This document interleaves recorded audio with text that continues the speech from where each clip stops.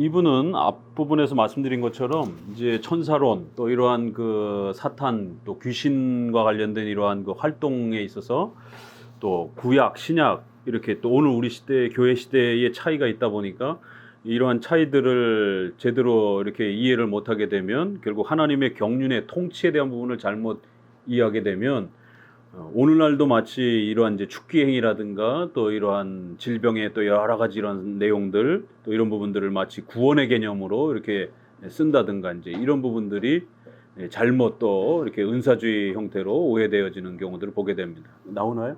네.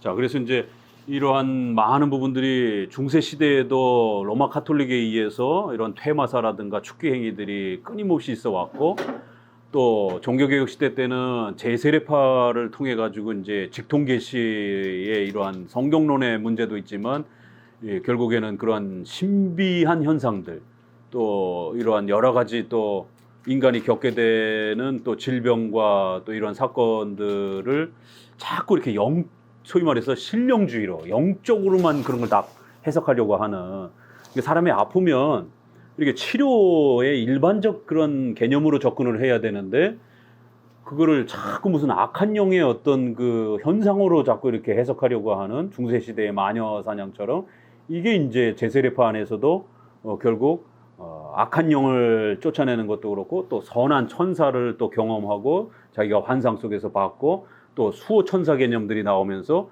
결국 그 마치 자기가 그 천사를 또 이렇게 하나님의 뜻 안에서 부릴 수 있는 것처럼 또 이러한 그 선한 천사를 지나치게 의존하는 이제 이러한 개념들 이게 다 이제 소위 말해서 지나치게 신령주의에 빠지면서 이런 현상들이 벌어집니다. 우리 개혁교회에 있어서는 수호 천사 개념을 조지신학에 나와 있는 것처럼 절대로 인정하지는 않습니다.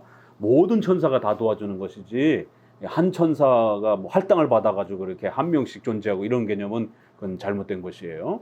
자, 그렇기 때문에 바로 이러한 그 마귀의 활동과 악한 영들의 이런 지배 개념을 잘못 이해해서 오늘날도 축기 행위가 사도들이 귀신을 내쫓고 그 하나님의 권세와 능력을 발휘했던 게 마치 오늘날도 그대로 존재하는 것처럼 사도행전 2장의 이 개념을 잘못 해석해서 사도들이 행했던 그런 방언과 또 예언과 이런 활동들을 오늘 그대로 연속되는 것처럼 결국 이 성령 세례를 주장하는 사람들이 결국 사도행전 2장의 연속성을 주장하면서 결국 은사의 이러한 많은 부분에 결국 축기 행위와 또 이러한 여러 가지 귀신과 관련된 이러한 부분들도 같이 들어오게 되는 이제 이런 일이 벌어집니다. 그래서 우리가 꼭 이 신론 부분에서 은사주의에 대한 이 부분을 또 귀신론과 관련해서도 반드시 정리하고 넘어가야 됩니다.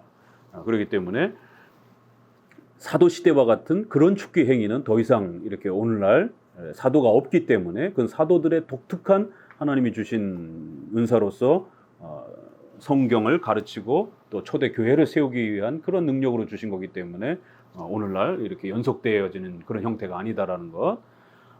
그래서 병 고치는 부분, 또 능력을 행하는 부분, 또 방언, 예언, 방언 통변 이렇게 했을 때 이러한 한 개인이 그걸 독점을 해서 이렇게 행하던 그러한 사도적 은사는 중단됐다라는 거예요. 다만 우리가 일반 병에 있어서 이렇게 치료를 받고 또 성도가 기도를 해서 하나님 앞에 도움을 받는 이런 일반적인 그런 치료 행위는 목회적인 그런 이러한 치료적 행위는 얼마든지 아직도 남아 있습니다.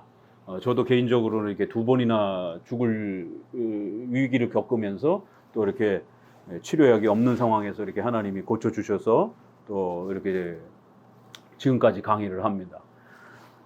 그러니까 이러한 일반적 치료 행위는 남아 있지만 또 의료를 통한 치료 행위도 여전히 남아 있는 거고 그렇지만 사도들이 그렇게 독점적으로 모든 원하는 사람들을 안수했을 때 다 고치고 또 원하는 모든 자들을 귀신을 내쫓고 이러한 독점적 은사는 중단됐다라는 거예요.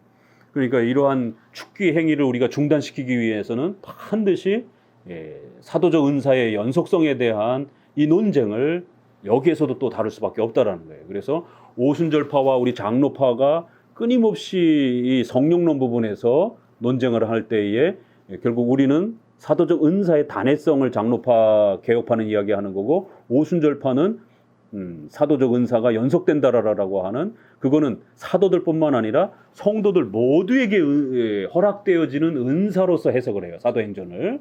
그럴 때 우리는 그거는 사도들에게만 허락된 은사가 있고, 성도들 전체에게 일반 보편적으로 허락되어지는 그런 은사가 구별되어 있다는 거예요.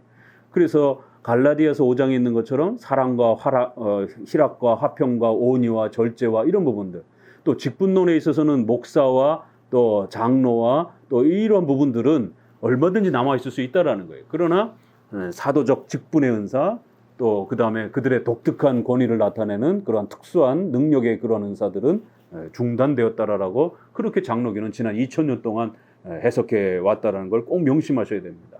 그래서 더 이상 축기와 이러한 그 병과 관련돼서 이런 것들을 귀신 들린 것처럼 해서 또 병치료 개념으로 축기의 행위를 행한다든가, 이거는 카톨릭의 종부성사 개념입니다. 기름을 바르고 죽기 직전에 이러한 환자들을 앉혀놓고 그렇게 기도해 주는 거를, 이거를 종부성사라고, 이렇게 장례와 연결되어 있는 이런 부분들을 종부성사라고 하는데, 그러는 과정에 치료를 행하는 것도 그렇고, 또 거기에서 분리돼서 그 사람을 그렇게 병들게 한 것이 또 결국 귀신에 씌어서 이렇다라고 해갖고는 결국 퇴마 행위를 하는 퇴마사 사제를 전담해서 이렇게 배치를 합니다. 그러니까 이제 우리가 서양 귀신은 드라큘라고 우리나라 귀신은 처녀 귀신인 것처럼, 서양의 귀신들은 이렇게 기독교적 개념 아래서 그래갖고는 십자가를 갖다 대고 뭐 이렇게 성수를 뿌리고 이렇게 퇴마 행위를 하고, 그리고 그것도 자국어로 하면은 귀신이 별로 안 놀래요. 그러니까 라틴어로 이렇게 해야만 있고 귀신이 놀래는 것처럼, 그래서 라틴어로 막 주문을 외우고, 그리고는 이제 막 불살라서 귀신이 죽여야만 귀신이 꼭 죽는 것처럼, 이런 아주 샤머니즘적 문화들이 들어와 있습니다. 그래서 반드시 방어 문제와 또 그런 귀신과 병들림을 연결하는 치료적 행위와 또 귀신을 내쫓는 또 이러한 테마적 행위들은, 이거는 굉장히 위험한 신령주의 이런 형태라는 거, 샤머니즘 형태라는 거. 근데 문제는 결국 종교개혁 이후에 제세례파에서 그렇게 논란이 됐던 게 100년 뒤에 결국 존 오웬, 토마스 굿인, 또 뉴 잉글랜드로 넘어간 그러한 독립파 계열에서 소위 경건주의 계열에서 제세례파의 이런 극단적인 은사 신령주의에 대한 이런 부분들이 들어오게 되는 문을 열어줬다라는 겁니다. 성경 해석에 있어서 그 뜨거움이라고 하는 신앙생활의 그 뜨거움이라고 하는 부분들을 이분들이 고민하면서 거기에 대한 갈급함을 표현하면서 결국 교리도 중요하지만 교리와 더불어서 뜨거움이 있어야 된다라고 하는 이제 이런 형태로 신앙의 개념을 바꾸기 시작하면서 결국 존 오웬이 사역했던 영국에서도 케이코 교도들과 엄청난 그 혼란들이 있었고, 그 다음에 그 존 오웬의 스승 역할을 한 에임즈가 유럽으로 넘어갔을 때 1600년 초에 도르트 총회가 열릴 그 언저리에 활동을 하면서 프라네커 대학에 교수를 하셨고, 그 프라네커 대학에서 이제 네덜란드의 종교개혁자들의 후손들이 이렇게 구성이 됩니다. 그러니까 에임스나 존 오웬은 좋은 면도 많이 있어요. 회중교회들이기 때문에 넓은 면에서는 분명히 칼빈주의자들입니다. 그러나 장로교만큼 개혁주의의 칼빈과 낙스와 또 배자로 이어지는 이러한 훌륭한 이 장로교의 개혁주의 개념을 온전히 계승하지 못하는 이제 이런 약점들이 있다라는 거예요. 그래서 장로교회의 귀신론과 오순절의 귀신론, 또 이 귀신을 없애는 이러한 하나님의 능력에 대한 이 하나님의 섭리에 대한, 또 성경의 이 중단, 계시의 중단에 대한 이런 하나님의 통치 경륜에 대한 이해가 오순절파와 장로교회가 첨예하게 부딪히고 있는데, 이 중간쯤에 결국 교리와 뜨거움의 은사적 개념을 연합하기 시작하면서 결국 이 회중파 안에서 이 두 개가 결합이 되는 경건주의 형태의 이런 모습들로 결국 구성이 되더라는 것이. 그래서 넓게는 칼빈주의자지만 이렇게 우리가 좁혀서 장로교도로서 칼빈의 이러한 개혁파 신앙을 계승하는 데 있어서 결국 그 온전함이 이렇게 변형이 되는 이런 그 약점들을 드러내게 된다라는 겁니다. 그렇기 때문에 웨스트민스터를 그대로 수용하지 않고 사보이 선언이라는 거를 결국 독립적으로 분리해서 신앙 고백을 이렇게 하게 되는 이제 이런 시도들이 끊임없이 장로파와 자기들의 신학적 정체성을 달리하려고 하는 이제 이러한 활동들이 이어졌고, 결국 그 에임즈의 영향력과 존 오웬의 이러한 영향력은 결국 네덜란드로 넘어가면서 그 네덜란드의 라바디라고 하는 결국 신비주의자가, 영국에서는 폭스를 중심으로 해서 케이커 교도들이 이제 폭발하는 이제 이러한 신학적 그 동기부여의 이러한 영향들이 되었고, 네덜란드에서는 라바디를 중심으로 해서 직통계시하고 이러한 환상과 귀신 내쫓고 이러한 그 소위 신령주의적 경건주의적 운동들이 네덜란드에서 일어납니다. 그 라바디와 이제 이러한 활동들이 네덜란드에 엄청난 교회에 영향을 끼쳤고, 그거를 쫓아 개혁교회에 속한 분들도 거기에 상당히 이렇게 관심을 가지고 호응하기도 하고 교회 안에 받아들이기도 하고, 그래서 네덜란드 교회가 이걸 어떻게 처리해야 될지에 대해서 굉장히 심각한 이제 오웬이 고민했던 것처럼 거기 안에서도 또 어디까지가 건강한 거고 어디까지가 문제가 되는 뜨거움이냐, 축기 부분에 대해서 이걸 수용해야 될지 말아야 될지, 방언에 대한 이런 부분들이 수용해야 될지 말아야 될지, 이제 이런 옥신각심함들이 이제 번지기 시작한 것이에요. 그래서 이제 라바디에 대해서 네덜란드가 초기에는 결국 두고 보다가 이래서는 안 되겠다 그래서 노회 이런 또 네덜란드 총회 계열로 넓어져 가면서 허니안들이 올라오기 시작했고, 결국 라바디 운동을 이단적인 운동으로 정제해 가기 시작합니다. 결국 이럴 때에 브라켈이라고 하는, 최근에 번역된 브라켈이라고 하는 이 에임즈의 제자 오웬의 영향을 받은 네덜란드의 회중파 신학을 계승하는 이 분들이 라바디의 이런 뜨거움의 운동을 수용을 하기 시작하는 거지. 그래서 네덜란드의 정통 도르트 신조를 표방하는 이러한 계열의 신학자들하고 엄청난 충돌을 일으키게 됩니다. 왜냐하면 정통 우리 칼빈주의에서는 이게 수용하겠어요? 안 되죠. 그러니까 고마르스라든가 레이든 신학교의 이런 고마르스라든가 이런 분들, 또 그 후에 넘어가서 프라네커 대학이 생기면서 프라네커 대학의 마코비우스라든가 이런 분들은 결국 에임즈의 신학을 아주 대놓고 막 비판을 합니다. 이게 상당히 위험한 부분이 많이 있다라고, 이런 감성적인 부분을 너무 지나치게 자극하는 이런 부분에 대해서 상당히 비판을 이제 하기 시작합니다.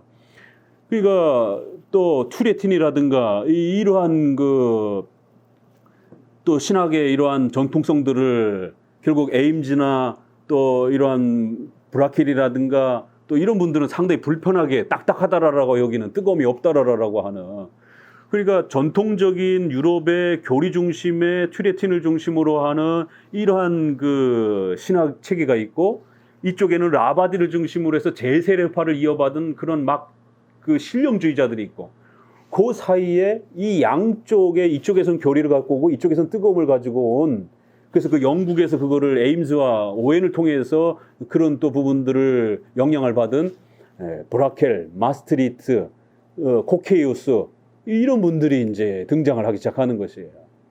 그래서 이분들의 이러한 방언운동, 환상운동, 축기운동, 이제 이런 어떤 형태들의 은사주의라고 하는 이러한 그 형태들이 온건하게 바뀌는 겁니다. 왜? 이쪽은 과격한 주의자들이기 때문에 세상에 그렇게 막 우통을 다 벗어다니고 이렇게 아담과 하와처럼 이 창세기 신자는 죄가 없기 때문에 이런 걸로 이제 또 이렇게 드러내기도 하고 아주 극단적인 행동들을 하는 것이에요. 그러니까 이 세 분파가 갈등을 일으키는 겁니다. 독일도 마찬가지예요. 그래서 독일도 스페너라든가 진젠돌프라든가 뭐 이런 분들이 이제 그 직통계시 주장하면서 막 이런 독일의 경건주의 신비주의가 일어나지 않습니까?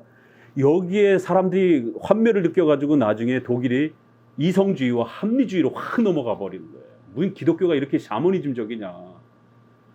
이게 양극단이 이렇게 충돌을 일으키는 거죠. 유럽도 마찬가지고 영국도 마찬가지고. 그러니까 이런 결국 은사주의의 이 과격한 은사주의가 세련되고 온건한 형태로 경건주의라는 이름으로 1650년 이후에 영국, 독일, 네덜란드에서 자리를 잡아가면서 1700년도로 넘어가는 거예요. 그러면 그 1700년도가 독일에선 진젠돌프, 영국에서는 웨슬레, 미국에서는 조나단 에드워드가 연결이 되는 거예요. 그래서 웨슬레라든가 이쪽 영국 쪽에서는 존 오웬의 책이라든가 토마스 구딘의 책이라든가 이러한 책들이 아주 옹호하면서 이렇게 읽혀지고, 미국에서는 조나단 에드워드가 대놓고 자기는 네덜란드의 그 마스트리트 책을 성경 다음으로 유일한 자기의 영향을 준 책이다라고 평생 간직하는 책이다 이렇게 말할 정도로 이렇게 브라켈이나 마스트리트 회중파의 영향을 받은 분들의 이러한 책을 자기의 어떤 신학적 근거로 삼는단 말이에요. 투레틴이라든가 기독교 강요를 기초로 삼는 게 아니고. 그러니까 미국에서는 벌써 에드워드 말고도 벌써 미국의 뉴잉글랜드를 중심으로 해서, 뉴잉글랜드는 에임스의 조직신학 책을 최고의 조직신학 책으로 거기는 의무적으로 공부를 합니다. 기독교 강요가 아니에요. 그러니까 뉴잉글랜드 지역에서도 벌써 이런 은사주의 운동들이 일어났고, 이게 결국에는 에드워드가한테도 영향을 입었고, 조지 히필드가 미국으로 넘어가면서 칼빈주의 반, 이 신비주의 반 이런 형태가 이제 결국 미국에서도 결국 온건한 은사주의 형태로 형성이 된 거고, 그럴 때에 오순절파는 1900년대에 나타나는 거예요.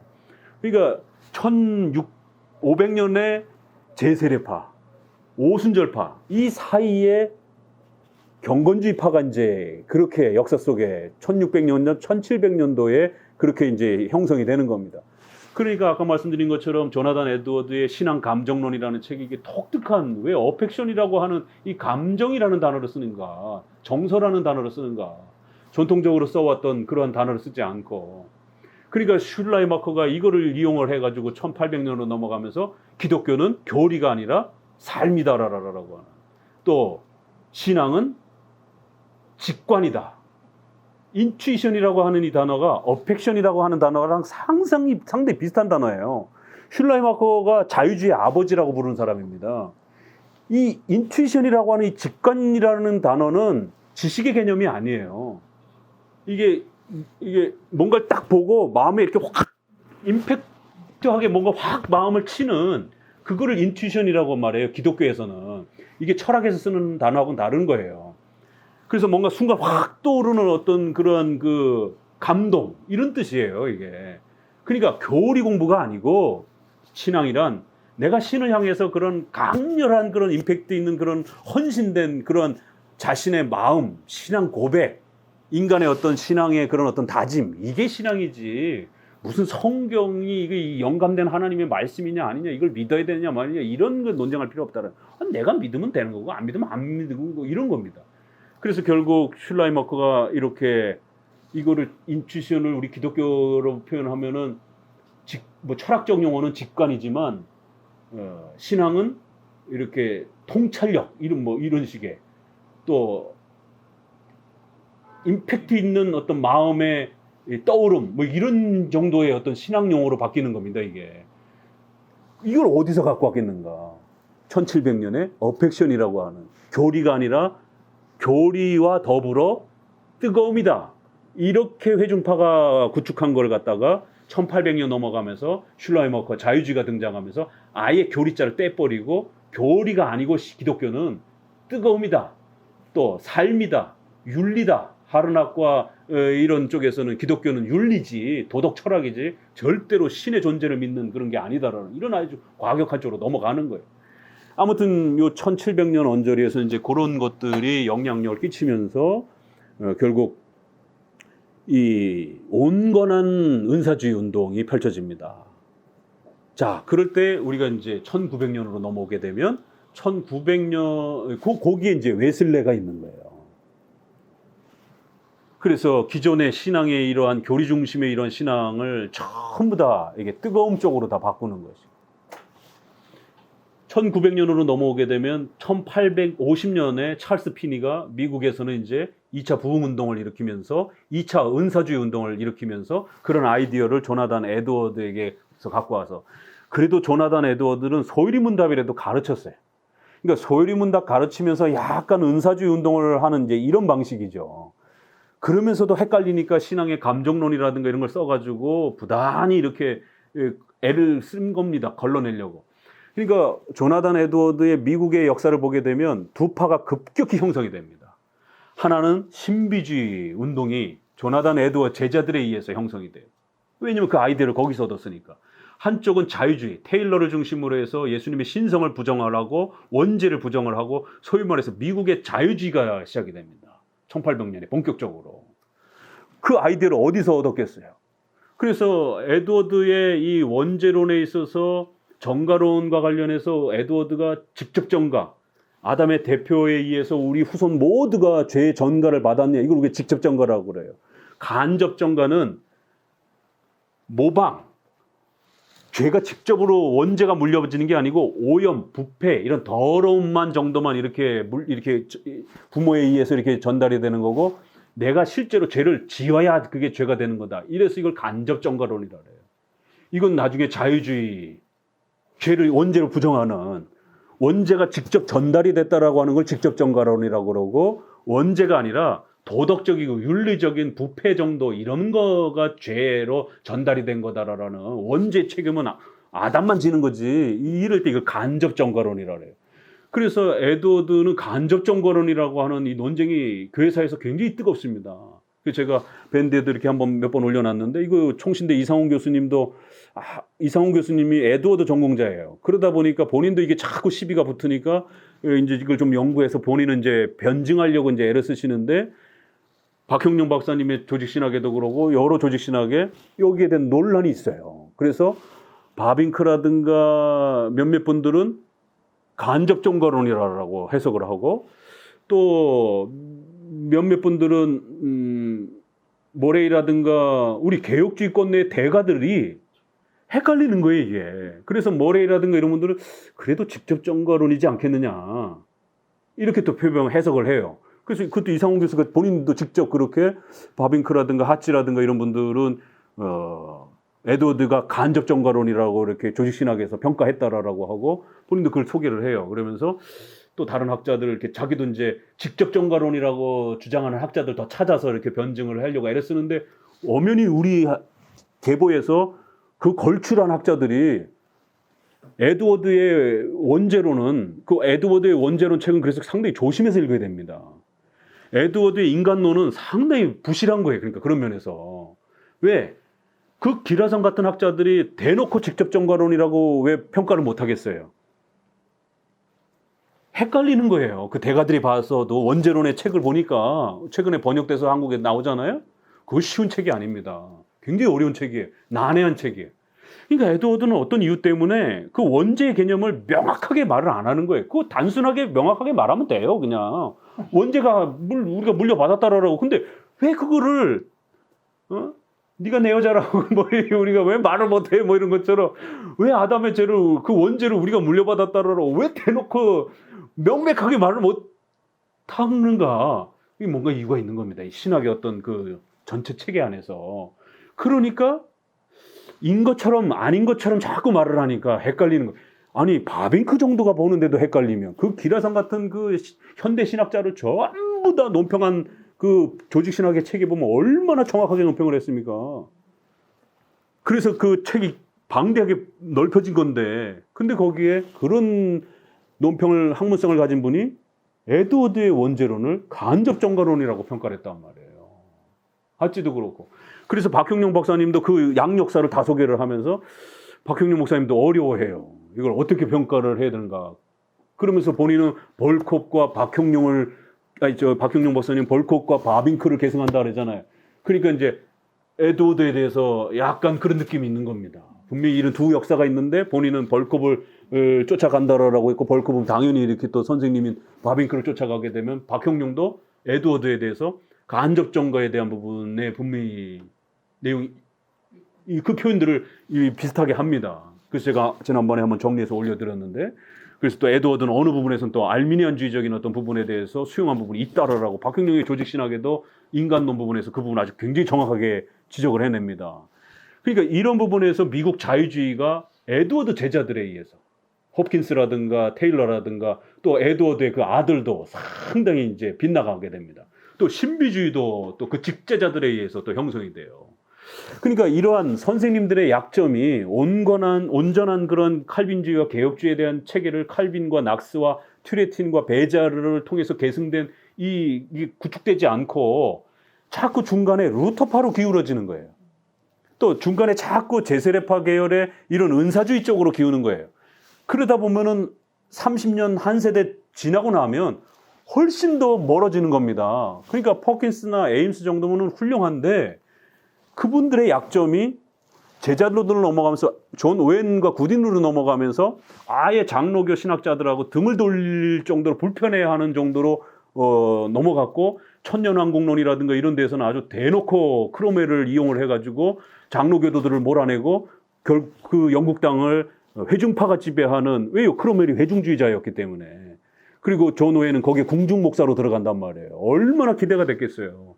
근데 결국 하나님의 섭리에 의해서 크로멜이 왕이 되고 싶어가지고 처음에 약속은 내각 총리 정도처럼 이렇게 의회 개념으로 의회에게다가 정권을 넘겨주는 이런 식의 약속을 하고 결국 찰스를 대적을 한 건데 권력을 딱 잡고 나니까 욕심이 나는 거예요. 그래서 결국에는 첫 번째는 찰스를 처형했고 1650년에 그 다음에 회중파를 중심으로 해서 의회를 해산을 시켜버리면서 결국 장로교 신학자들을 다 결국 해산을 해버렸어요.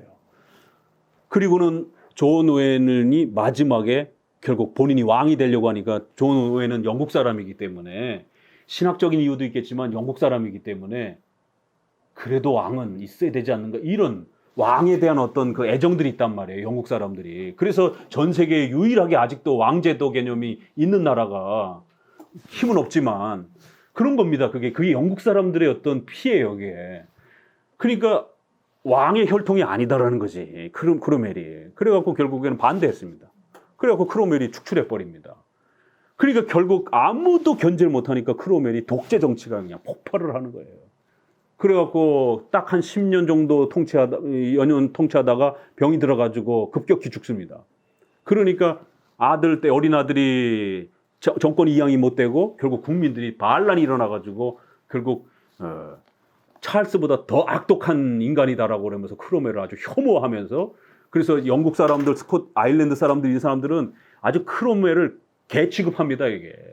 크로멜 치하에서 더 독재를 받았기 때문에 세금 이런 폭력적 행위라든가 이런 엄청난 이런 그 폭력들이 왜냐면 그 독재를 이제 집행을 하면서 처음엔 잘 시작했지만 그러니까 이제 이런 슬픈 역사가 있어요. 그러다 보니까 결국 존 오웬의 토마스 구딘의 또 이러한 그 종말론의 꿈이라든가 이런 또 교회론 부분에서는 또 우리랑 다르고 또 성령론 은사론 부분에서는 또 이런 차이들이 있고 그래서 우리가 같은 부분은 존중하지만 분명히 장로파에서 칼빈의 낙스의 베자의 이러한 신앙들을 이어받지 못한 왜 우리가 루터파랑 구별을 합니까?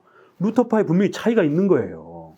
그러다 보니까 개혁파로 구성을 하는 거예요. 근데 그 개혁파로 내려오다가 거기에 이렇게 회중파가 이렇게 교회론을 중심으로 해서 종말론을 중심으로 해서 다른 생각을 꿈꾸는 그래서 장로파로 온전히 이어받았으면 좋았는데 결국 스코틀랜드의 러더포드, 길레스피, 베일리 이런 분들이 나중에 이러한 천년왕국론에 대한 부분에 대해서 아주 혹독하게 비판하면서 이게 샤머니즘이지 이게 중세시대의 로마 카톨릭이 꿈꿨던 국가 중심의 국가교회지 우리가 하나님 앞에 말하는 국가와 교회는 정교 구분의 원칙이지 절대로 교회의 힘을 무력화해가지고 이렇게 어떤 권세를 지배하는 마치 그러한 천년왕국을 마치 무력으로 지배하는 어떤 그런 지상왕국을 꿈꾸는 게 아니다.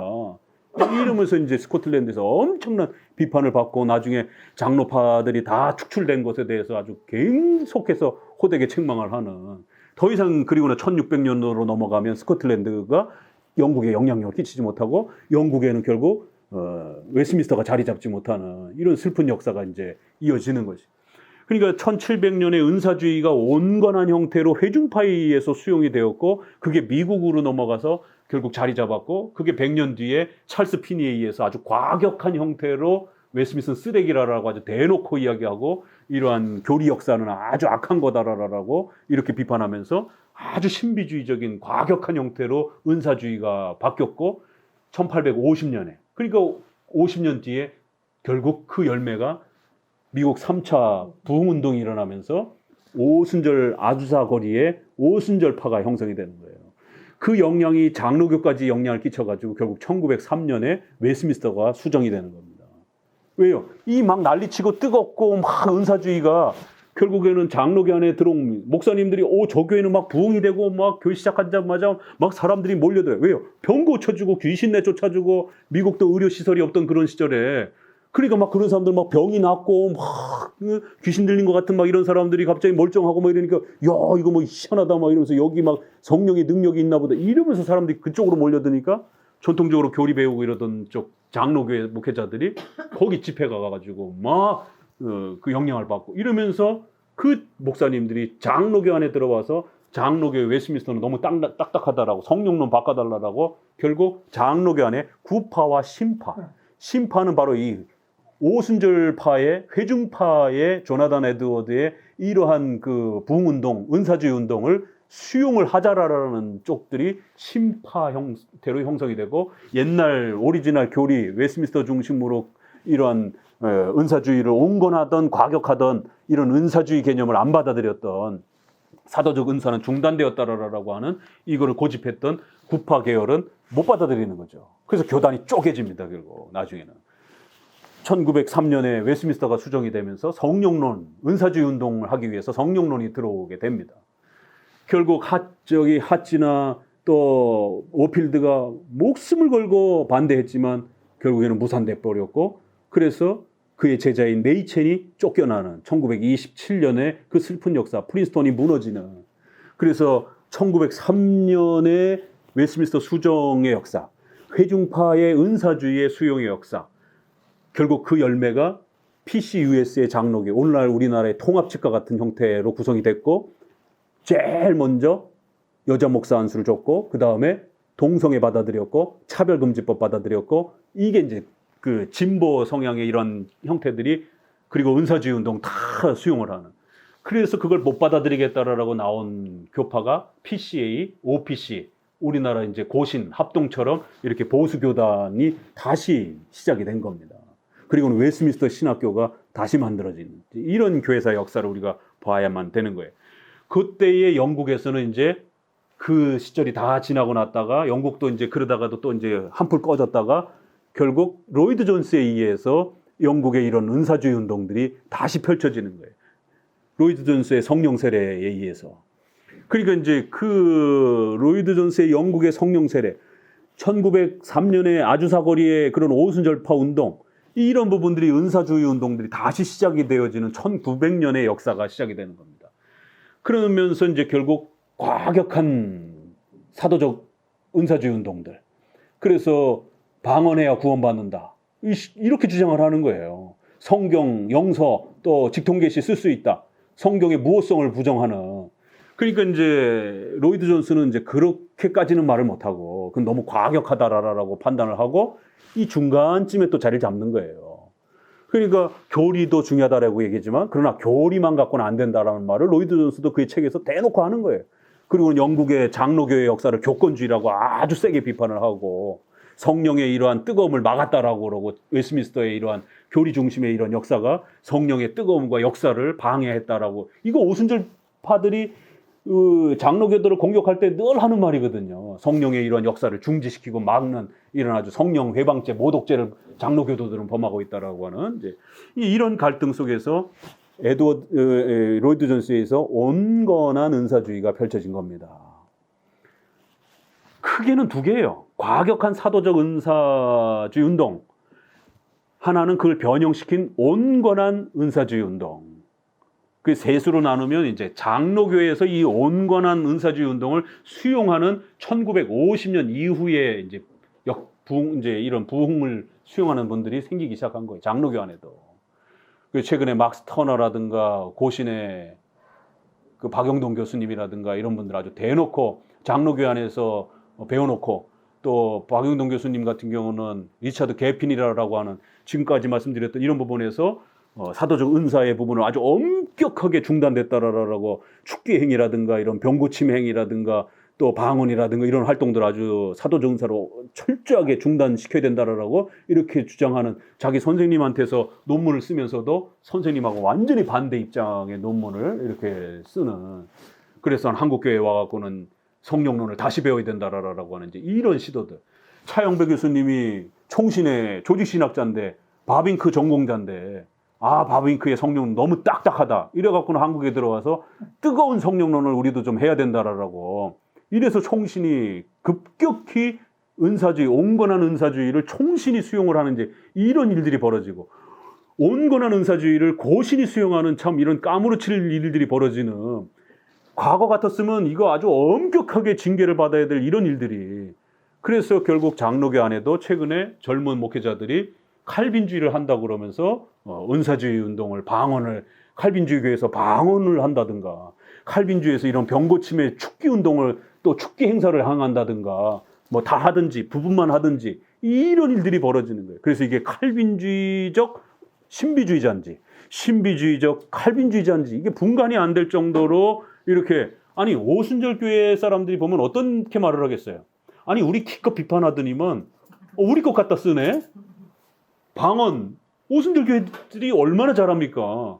근데 우리 기껏 사도적 은사, 성경의 무엇성 뭐 이러면서 비판을 해놓고 그 장로교회 가니까 거기서 방언하고 있어요. 본인들도 똑같이 오순절 교회하고. 조영규 목사 그렇게 비판을 해놓고 조영규 목사만큼 방언을 하고 있는 거예요. 방언을 몇 시간씩 하고 있고, 방언을 해야 뭐 뜨거운 그런 어떤 성도의 성령 충만이 받은 것처럼 이렇게 얘기를 하고 있고, 분위기가 그렇고, 또 어떤 교회는 막 축기 행위를 하고 막 김기동을 그렇게 욕해놓고 예수 이름으로 명하노니 너 누구냐 이렇게 묻고, 예수 이름으로 명하노니 너 나가라, 이게 다 김기동 계열의 이게 축기 운동에서 다 로마 카톨릭의 사제들이 했던 거란 말이에요. 영화 같은 데 보면 너 이름 뭐야 막 이러면 그 예수님 흉내내는 이런 식의, 이게 마치 연속되는 것처럼. 그러니까 이런 부분들을 개혁주의 교회가, 장로교회가 하면 어떡하냔 말이에요. 자, 그래서 이 부분을 마무리하면서 정리해 드립니다. 그럼 맨 먼저 기독교 강요 부분을 제가 좀 읽어 드릴게요. 근데 이분들이 기독교 강요를 들고 온건한 은사주의 운동들을 하는 거예요. 세상에 어떻게 기독교 강요를 가르치면서 연속성을 이야기할 수 있겠냔 말이에요. 여러 군데 있지만 몇 군데만 이렇게 제가 읽어드리면, 교회론 부분에 성례론 이야기하면서 이 부분을 칼빈이 이렇게 이야기합니다. 사도들이 그때에 행한 직책이 교회에 남아 있었다면 안수하는 일도 보존되었을 것이다. 그러나 그 은혜를 주시는 일은 중단되었다. 그러니 안수한다는 것이 무슨 의미가 있는가 이러면서, 그러나 사도 시대에 안수함으로써 주시던 기적적인 권능과 나타난 역사는 이미 중단되었다. 그런 일들이 한때만 있었던 것은 당연한 일이었다.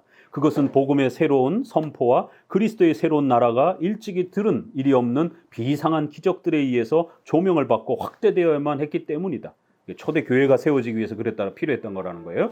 주께서 기적을 그치셨을 때 교회를 완전히 버리신 것이 아니라 하나님의 나라의 위대함과 하나님의 말씀의 존귀성이 이미 충분히 나타났다라고 선언한다. 그걸 중단시켜야만이 성경의 위대함이 드러난다라는 거예요. 그러니까 이 얘기는 교리 가르치면서 성경 가르치면서 은사주의 운동하게 되면 성경이 자연적으로 무시된다는 얘기입니다. 이걸 명심하셔야 돼요. 우리는 성경 강조한다라고, 우리는 교리 강조한다라고. 하지만 실제적으로 현장에서는 성도들은 은사주의적인 현상과 체험을 더 배우려고 하지 성경에 집중하지 못한다라는 겁니다. 또 한 군데 보면 이러한 또 행위 부분에서 특별히 로이드 존스가 성령 세례 은사주의를 하면서 세례 외에 세컨드 블레싱이라고 하는 그런 능력이 있어야 된다. 그래서 과격한 사도주의 은사를 표방하는 사람들은 그게 구원의 표시다인지, 이렇게 조영기 목사도 처음에 방언하는 게 구원의 표시다 이랬다가 이단 논쟁까지 붙었다고요. 그러니까 이제 취소하고 능력 표현이다. 세컨드 블레싱, 두 번째 축복이다. 세례가 첫 번째 축복이고, 이런 식으로 하나님의 구원의 이 중생과 관련된 이러한 부분들을 두 단계, 세 단계로 나누는 이러한 방식들은 견진례, 카톨릭이 행했던 견진례, 세례만 갖고는 안 되고, 우리는 세례 갖고 된다라는 거예요. 그 이후에는 성령 충만에 대한 내용이지 세례에 준하는 이러한 그 중생에 표시되는 이런 능력을 2단계, 3단계로 나누면 세례가 망가진다라는 겁니다. 그래서 가톨릭에는 견진례를 세례 다음으로 더 충만하게 성장하기 위한 2번째 단계로 견진례를 칠성례로 행합니다. 이 부분에 대해서 비판하면서 사탄의 악하고 위험한 기만을 볼 수 있을 것이다. 사탄은 조심성이 없는 사람들을 세례에서 몰래 떼내기 위해서 세례에서 참으로 받은 것을 그의 견진내에서 받는다고 거짓말을 한다. 이것이 사탄의 교리임을 모르는 자는 아무도 없을 것이다. 그것은 원래 세례에 속한 약속을 세례에서 분리해서 다른 데로 이전한다. 오늘날도 마찬가지로 세례의 이 소중함을 자꾸 분리해가지고 반반 나눈다든가, 로이드 존스도 대놓고 세례보다는 세컨드 블레싱이 2번째의 그 축복이 더 능력 있는 거다 이렇게 얘기를 하고, 세례는 구원의 표시를 주는 거고 성령의 인침이라고 하는 이 위대한 거는 결국 그 다음 단계다 이렇게 얘기를 해요. 인침이 없다라고 얘기를 합니다. 인침이라고 하는 더 능력 있는 거는 바로 2번째의 은사 체험에서 일어난다 이렇게 로이드 존스의 성령 세례론에서도 그렇게 얘기를 합니다.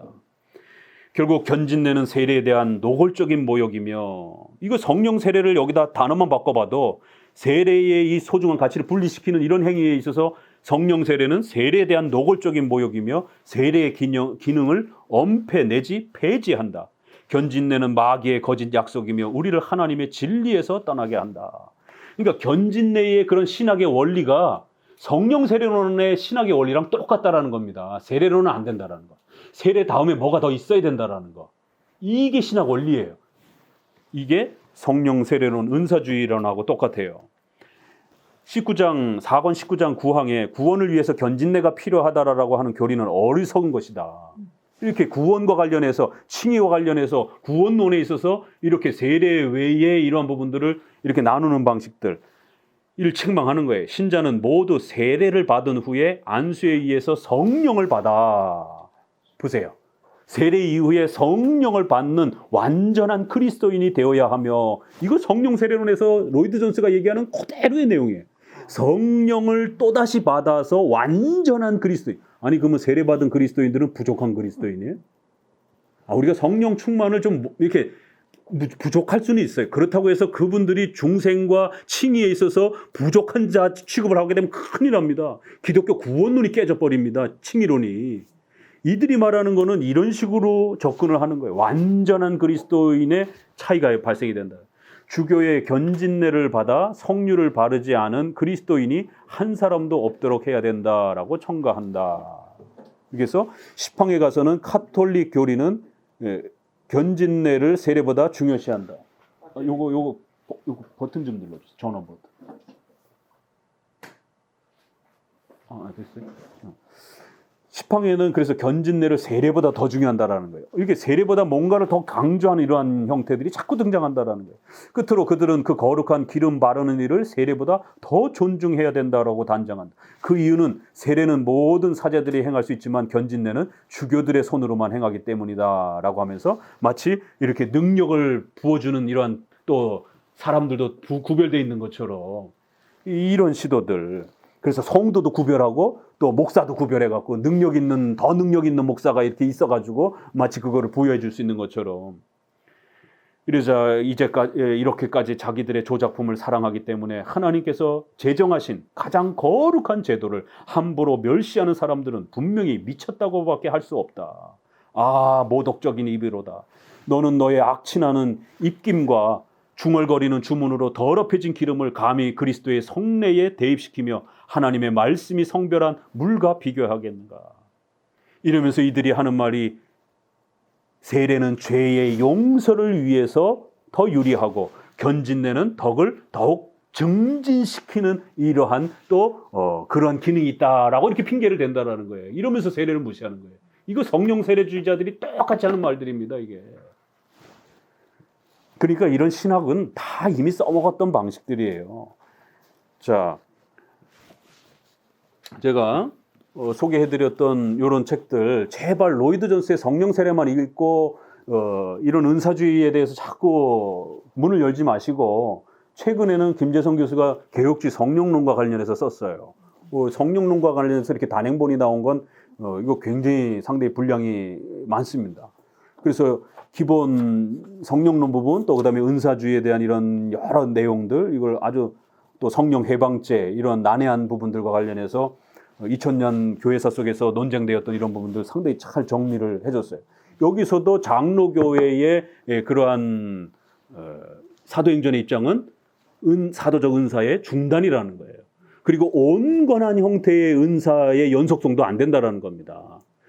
우리는 연속적으로 고린도서에서 소개되어지는 그러한 갈라디아에서 소개되어지는 그런 목회적 은사가 연속될 뿐이지 지금 우리가 말하는 거는 사도적 은사를 말하는 거예요. 그래서 오순절파는 사도적 은사가 그대로 계승된다라는 거고 온건한 은사주의자들은 사도직은 계승이 안 되지만 사도들이 행했던 방언, 축기, 그 다음에 또 병 고치는 이런 특별한 은사 이런 것들이 계승된다라는 거예요. 우리는 그런 사도들의 그 능력에 해당이 되는 그런 것이기 때문에 우리는 그런 것까지도 안 된다라는 겁니다. 그 차이밖에 없어요. 사도가 직분을 갖고 그 전체를 다 하느냐 아니면 직분은 중단됐을지라도 사도들이 행했던 그 능력은 연속되느냐 이렇게 얘기를 하는 거예요. 그래서 최근에 이분들의 해석을 보니까 사도행전을 해석하면서 어떻게 해석하냐면 우리 분명히 사도적 은사는 단회성이라고 우리도 인정을 한다라고 얘기를 해요. 그렇지만 여기 뒤에 나오는 사도들이 은사 기도를 해줬을 때 거기에 막 지진이 나고 막 귀신이 쫓겨나가고 방언을 하고 이러한 그 은혜의 충만 성령 충만한 어떤 현상들은 연속된다 이렇게 말을 하는 거예요.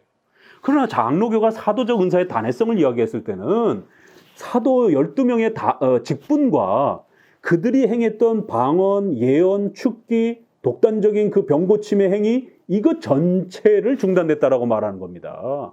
그리고 나머지 사랑, 희락, 화평, 온유, 절제 이러한 목회적 은사는 연속되는 거예요. 또 목사와 교사의 이런 부분들은 연속되는 거예요. 지금 논쟁은 사도적 직분과 그들이 행했던 독특한 이 은사를 말하는 것이에요. 그래서 온건한 은사주의자들이라는 거는 사도적 직분을 부정해요. 그거는 연속은. 그래서 성경의 무호성이라든가 직통계시라든가 이런 건 당연히 부정을 해요. 이분들도. 그렇지만 그들이 행한 능력을 사도들만 아니라 성도들 모두에게 준 공통적인 은사라고 이렇게 해석을 하는 거예요. 그래서 세례 외에 사도행전에서 받았던 이러한 특수한 어떤 그런 능력 있는 세컨드 블레싱과 같은 능력을 받아야 된다라고 얘기를 합니다. 그거 못 받으면 완전한 신자가 아니다라고 주장을 하는 거예요. 그래서 이러한 성령론 책에서도 그건 잘못된 해석이다. 그건 주로 제세례파가 해석했던 거고 주로 또 웨슬레가 해석했던 거고 영국의 또 케이커 교도들이 또 진젠돌포라든가 또 네덜란드의 라바디 계열의 이러한 은사주의자들이 행했던 것이지 또 미국에서는 그러한 또 오순절 계열에서 해석한 것이지 우리가 해석한 게 아니다라고 소개를 합니다. 이 도널드 매크로우의 성령 세례와 개혁주의 성령론, 그래서 개혁주의 성령론이 무엇인지를 정확하게 정립을 해보라는 거예요. 아주 간단한 책인데도 여기에도 아주 상당히 잘 돼 있고요. 요 유사한 책이 오순절 운동과 성령 세례. 이게 신약학자로서 변준길 교수님은 우리나라의 아주 대표적인 신약학자입니다. 김재성 교수는 조직신학자고 이게 조직신학자, 역사신학자 관점에서 또 신약학적 관점에서 고린도서 해석이 분분하니까 그랬을 때에 여기도 보시게 되면 오순절 운동과 이들이 말하는 성령 세례가 도대체 우리 장로교 입장에서는 어떻게 해석을 해야 되는가에 대한 상당히 이번에 논문이에요 이게. 그래서 그 논문을 책으로 이렇게 정리한 건데 그러면 신약학자가 이 고신의 아주 대표적인 그러니까 고신의 입장이에요. 근데 이게 이제 고신도 틀어지는 것이죠. 목차를 보게 되면 오순절 운동의 역사를 일단 쫙 훑어집니다. 초대 교회부터 시작해서 몬타니스부터 시작합니다. 몬타니스가 이게 직통계시했던 자들이니까 영주주의, 몬타니즘 여기서부터 시작해요. 그리고 존 웨슬레로 넘어갑니다. 역사를 그렇게 끌고 가는 거예요. 존 웨슬레이에서 어떤 일이 있었는지 그 다음에 찰스 피니 운동에서 어떤 일이 있었는지, 찰스 피니가 이런 부흥운동을 어디서 아이디어를 얻어왔는지, 그리고 19세기 오순절파 이러한 운동, 여기에 대표적인 신학자 R.A. 토레이가 그의 성령론이 바로 이거를 체계화해 준 거예요. 큰 3번에서 오순절 운동의 시작과 신오순절 운동의 출현. 그래서 과거의 1900년 초에를 과격한 사도적 은사주의 운동이에요. 그런데 신오순절주의 운동이 일어나기 시작한 거예요. 온건한 은사주의 운동. 그래서 이 사람들은 성경의 무호성도 인정을 하고 사도적 직분의 단회성도 인정을 하고, 그렇지만 그 은사의 내용들은 연속된다고 보는 또 다른 자들이 등장을 한 거예요. 그래서 1900년 토페카, 1906년 아주사거리, 그리고 신오순절 운동 이러면서 역사를 먼저 소개했고요. 그 다음에 주석학적으로 성령 세례에 대한 부분들을 고린도서 사도행전을 해석해 갑니다. 그래서 오순절 사건의 해석과 문제, 그 다음에 두 번째는 오순절 주자들의 견해, 그래서 두 번째 체험으로서의 성령 세례. 이게 오순절 주자들도 똑같고요. 약간 세련되게 말했지만 로이드 존스도 똑같고요. 결국 칼빈주의자들 안에서 최근에 논쟁을 일으키고 있는 박영동 교수라든가 또 차용병 교수도 그렇고 이걸 따라하는 또 젊은 개혁주의자들도 똑같은 그런 두 번째 체험을 자꾸 강조를 하는 거예요. R.A. 토레이의 목사의 견해, J. 커밍 목사의 견해, 조용규 목사의 견해, 이렇게 갖고 쭉 한번 정리를 했고요. 그 다음에 전통적인 견해, 그래서 장로교 입장의 이런 부분들을 세우게 하면서 특별히 영국 쪽에서 이런 부분에 갈등을 겪은 존 스토트의 견해도 한번 소개를 하고, 박형룡 박사의 견해 소개하고, 후쿠마의 이런 부분들, 엉거 교수를 소개를 합니다. 그리고 마지막에 이제 변준길 교수 자신의 입장, 이렇게 해서 결국 사도행전은 예수님의 십자가 사건과 동일하게 성령을 보내셔서 초대 교회를 세우시는 아주 특수한 구약과 신약이 뒤바뀌는 그런 구속사적인 하나님의 통치 경륜의 그 표시를 보여주는 단회적 사건이지, 예수님의 사건을 희생제사를 연속해서 미사를 드리는 로마 카톨릭의 문제가 바로 그거잖아요. 그런 것처럼 성령론의 단회적 사건을, 구속사적 사건을 연속해서 끌고 가게 되면 신비주의자가 되는 겁니다. 그래서 예수님의 십자가 사건과 예수님의 제2의 보혜사를 다시 보내셔서 그 초대 교회를 완성하는 겁니다. 그래서 변준길 교수나 여기도 다 사도행전의 사건은 성도들 공통적 사건이 아니라 예수님이 십자가로 죽으셔야 돼요. 죽는 걸로만 끝나는 게 아닙니다. 그러면 죽으시고 부활 승천하신 예수님을 초대교회가 어떻게 영접하냔 말이에요. 예수님과 같이 살지 않았던 다음 세대 사람들이. 그렇기 때문에 제2 보혜사가 오셔서 예수님이 십자가로 죽으셨던 그 구속사건을 적용해야 된단 말이에요. 그러니까 그 구원의 열매들을 실제로 적용하는 그리스도의 사역이 성령의 오심을 통해서 최종적으로 완성이 되는 거예요.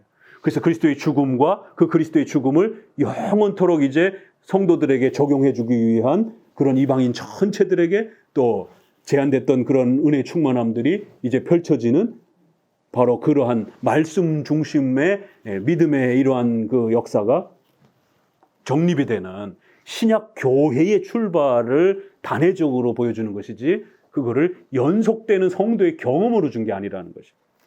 자, 요거를 고재수 교수님이 대놓고 로이드 존스를 비판한 책입니다.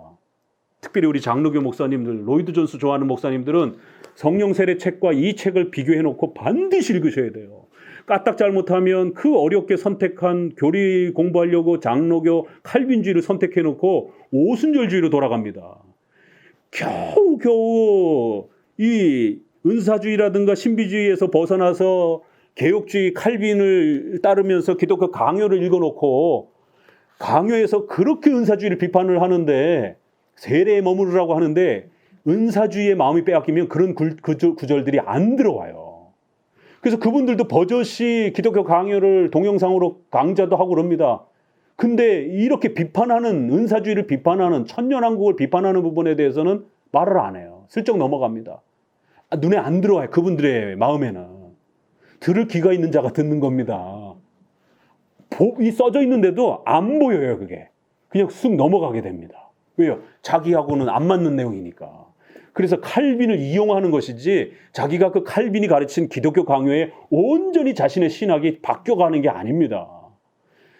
칼바르트가 독일과 유럽의 도르트 신조와 기독교 강요를 제일 많이 소개한 사람입니다.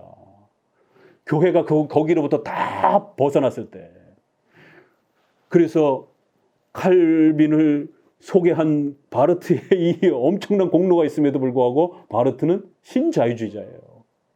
바르트는 칼빈을 이용한 것이지 자기가 칼빈의 신학에 녹아들은 게 아닙니다. 그래서 고재수 교수님은 네덜란드 교수님이고 고신에 와서 봉사도 하시고 이랬던 분이에요. 제가 이 부분 중요한 부분만 소개를 해보면 이거는 아주 반 이상을 로이드 존스의 이 성령 세례가 얼마나 위험한 것이고 이거를 장로교가 받아들였을 때 이 장로교도 아니고 오순절주의도 아닌 이런 짬뽕의 형태가 된다라고 아주 엄중하게 경고합니다.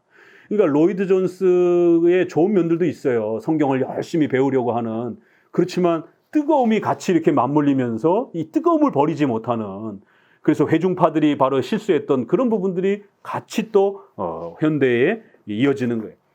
여기는 성령으로의 세례 이래가지고는 오순절파, 바빙크, 칼빈 이 견해를 소개를 하는데요. 여기에도 이분도 뭐라고 얘기를 하면 로이드 존스는 오순절주의자는 아니다 이렇게 얘기를 해요.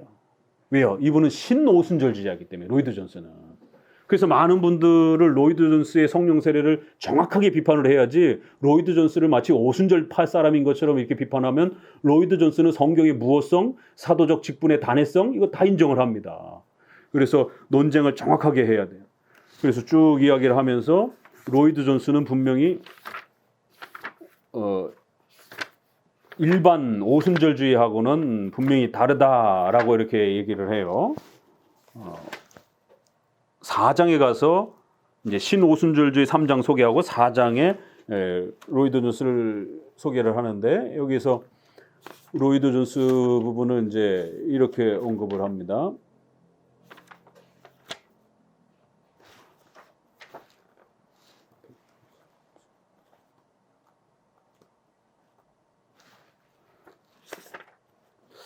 성령으로의 세례는 부흥을 말하는가 이렇게 표현을 하고 이제 성령으로의 세례에 대한 로이드 존스의 견해의 고찰 이래가지고 아주 챕터를 하나를 정해놓고 그의 생애를 잠깐 소개하고 그의 성령 세례론 책을 그대로 그거를 이제 소개하면서 부흥이란 무엇인가 이러면서 로이드 존스가 말하는 나는 부흥을 같은 시간에 다수의 사람이나 사람의 그룹이 성령으로의 세례를 받는 것 또는 성령이 함께 모인 몇몇 사람 위에 내려오시는 것으로 정의하고 싶다 이러면서 부흥이란 교회가 사도행전으로 돌아가는 것 오순절 사건의 반복이라는 것이다 라고 이렇게 아주 분명히 명확하게 말합니다.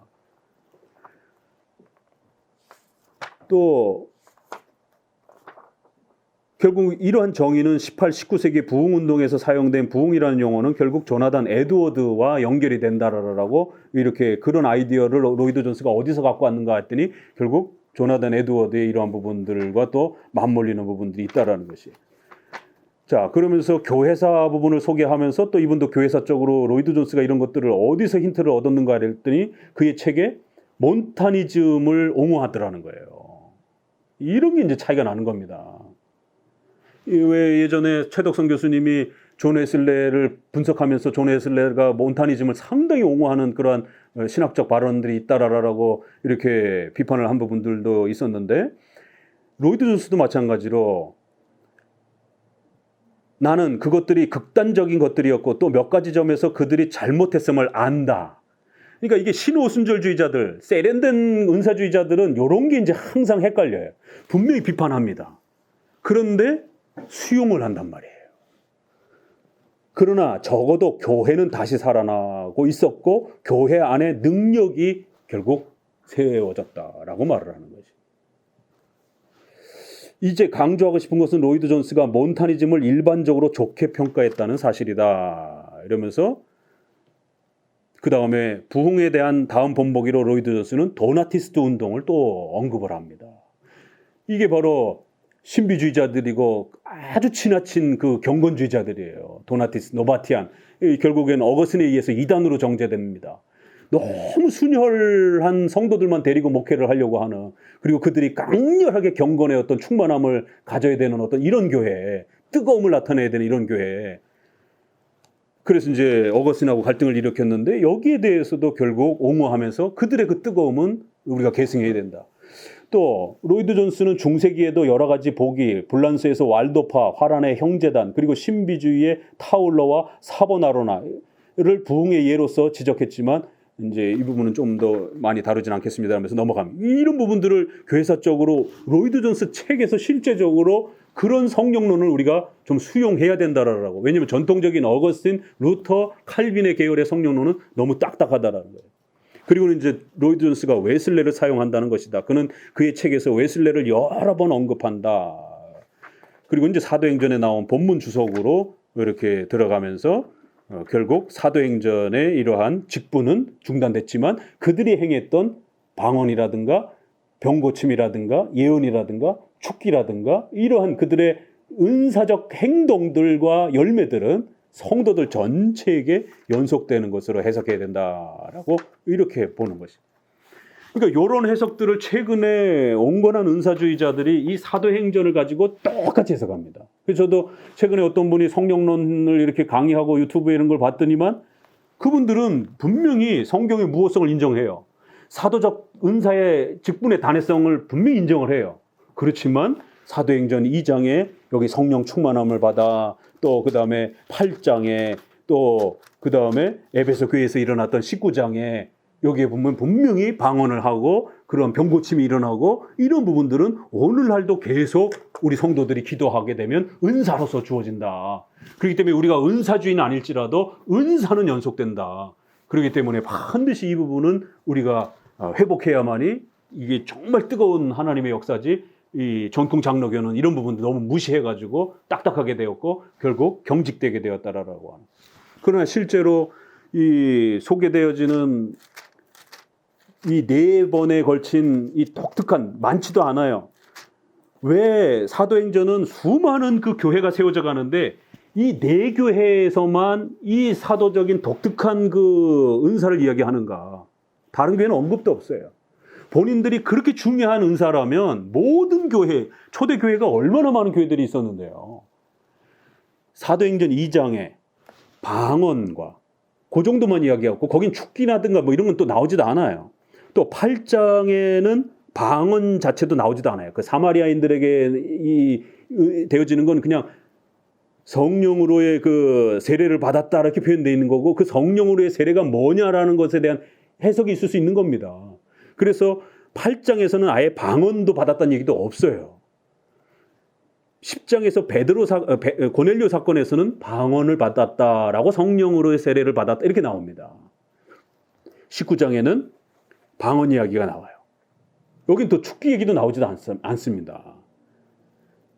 그리고 18장 마지막 절에 아볼로 이야기가 보게 되면 거기는 요한의 세례만 안다라고 하면서 새롭게 은혜를 받는데 거긴 성경으로 충만해졌다밖에 얘기를 안 나옵니다. 그리고는 이방인들과 유대인들과 변증하면서 성경으로 다 이겼다 이렇게 나옵니다. 거기엔 방언 얘기가 아무것도 안 나옵니다. 그런데 거기에도 요한의 세례만 알고 결국 그들의 도움을 통해서 성령으로의 이러한 또 세례의 이런 내용들이 비슷하게 나오면서 에베소 교회로 넘어가는 거예요.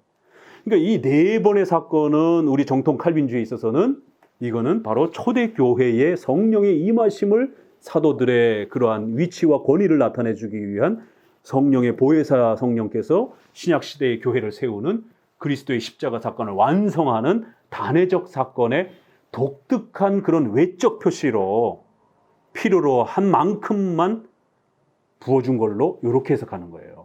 그러니까 초대교회조차도 모든 교회들도 다 받지도 않습니다. 사마리아와 땅끝까지 이르러 내 증인이 되라라고 하는 이런 형태로 사마리아에서 한번 일어나고, 그 다음에 이방인인 고넬료에게서 한번 일어나고, 또 이제 멀리 로마 너머로 넘어가야 되니까 에베소라고 하는 저 멀리 이방인 땅으로 넓혀져 가면서 이 약속했던 사도행전 1장 8절에 약속했던 그 하나님께서 세계사적으로 교회를 넓혀가겠다라고 하는 그 약속에 준하는 형태로 그 대상을 선정해서 그렇게만 나타나요. 모든 안디옥 교회부터 시작해서 저쪽 이 갈라디아 위쪽에 이 수많은 교회들이 있는데 왜 거기는 그러면 그런 은사들이 안 나타납니까? 이게 해석에 이 충돌이 일어납니다.